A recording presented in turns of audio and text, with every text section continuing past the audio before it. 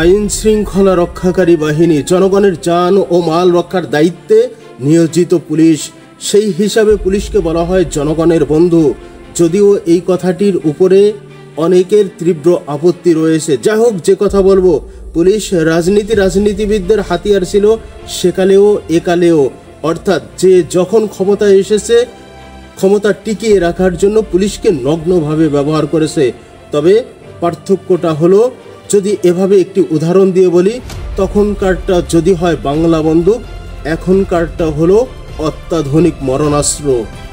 যেভাবে সাবেক এবং বর্তমান পুলিশ কর্মকর্তাদের দুর্নীতির আমলনামা জনসম্মুখে উন্মোচিত হচ্ছে, তাতে এটাই স্পষ্ট ইঙ্গিত দেয় যে পুলিশ রাজনীতিবিদদের প্রতিরক্ষার হাতিয়ার হিসাবে ব্যবহৃত হচ্ছে। বিনিময়ে কতিপয় পুলিশ কর্মকর্তা ক্ষমতার অপব্যবহার করে দুর্নীতির স্বর্গরাজ্য গড়ে তুলছে। পুলিশের সাবেক আইজিপি বেনজির আহমেদের দুর্নীতির প্রসঙ্গে বলতে গিয়ে স্বরাষ্ট্রমন্ত্রী বলেছিলেন, বেনজিরের ব্যক্তি অপরাধের দায় পুলিশ বাহিনী নেবে না। গণপ্রজাতন্ত্রী বাংলাদেশ সরকারের মাননীয় প্রধানমন্ত্রী দুর্নীতির বিরুদ্ধে জিরো টলারেন্স ঘোষণা করেছেন। একইভাবে পুলিশ বাহিনীও দুর্নীতিতে জিরো টলারেন্স নীতি অনুসরণ করেন।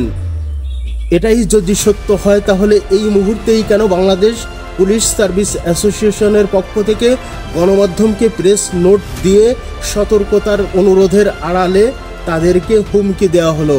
কেনই বা স্বরাষ্ট্র মন্ত্রণালয় থেকে তথ্য সম্প্রচার মন্ত্রণালয়কে এ বিষয়ে ব্যবস্থা নেওয়ার অনুরোধ জানানো হলো? উপসংহারে কি বলতে পারি আমরা? দুর্নীতির বিরুদ্ধে জিরো টলারেন্স, দুর্নীতির বিরুদ্ধে নানা ধরনের হম্বিতম্বি, সবই কি ভিন্ন মতাবলম্বীদের জন্য, নাকি সবই জনগণের সাথে ধোঁকা?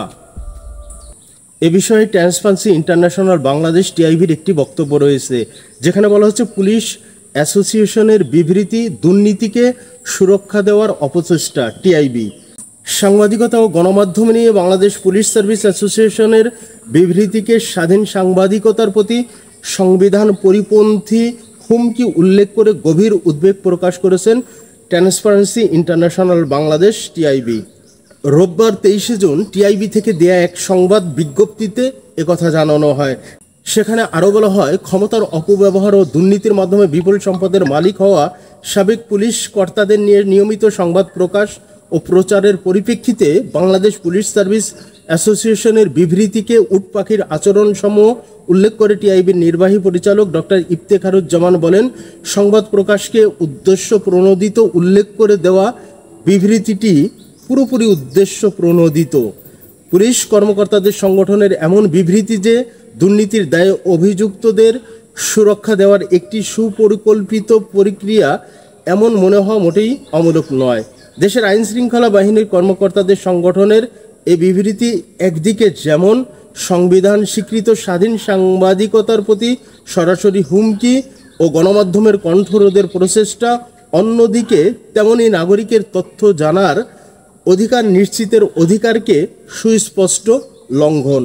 মূলত বাস্তবতাকে অস্বীকার করে পুলিশ সার্ভিস অ্যাসোসিয়েশন যে উট পাখির মতো বালিতে মুখ গুজে রাখার চেষ্টা চালাচ্ছে, এমন মন্তব্য করা মোটেই অযৌক্তিক হবে না।